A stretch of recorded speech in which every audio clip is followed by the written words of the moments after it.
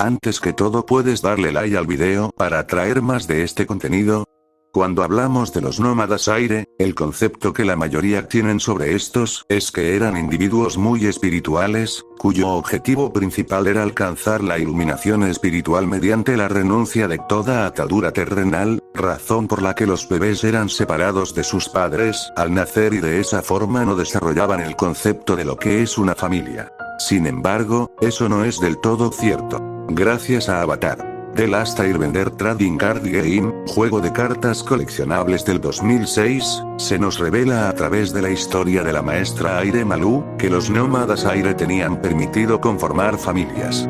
Una vez que un nómada aire terminaba su entrenamiento y ganaba sus tatuajes, a este se le informaba quiénes eran sus parientes, y eran libres de volver con su familia, en el caso de tener una, quedarse en el templo, viajar por el mundo, o conformar un núcleo familiar propio. Quienes conformaban una familia solían construir sus hogares en las laderas de las montañas, en donde se encontraban sus templos, y podían decidir si criar y entrenar a sus hijos, o enviarlos a alguno de los templos a realizar su entrenamiento, por lo que no es de extrañar que tanto Aang como Tenzin criaran y entrenaran a sus hijos, independiente del hecho de ser los únicos en poder entrenarlos.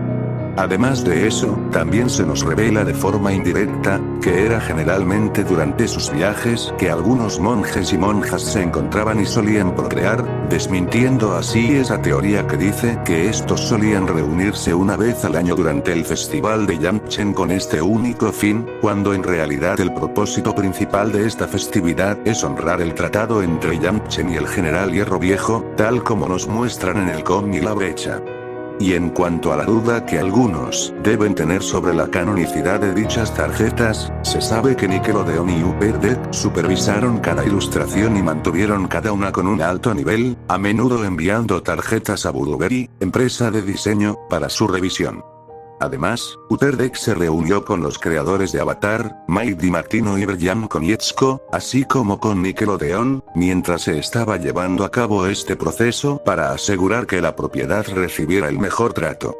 Por lo tanto, al llevar las tarjetas la aprobación tanto de Nickelodeon, quien tiene los derechos de la serie, como de Mike y Brian, los creadores de esta, las tarjetas se consideran canónicas.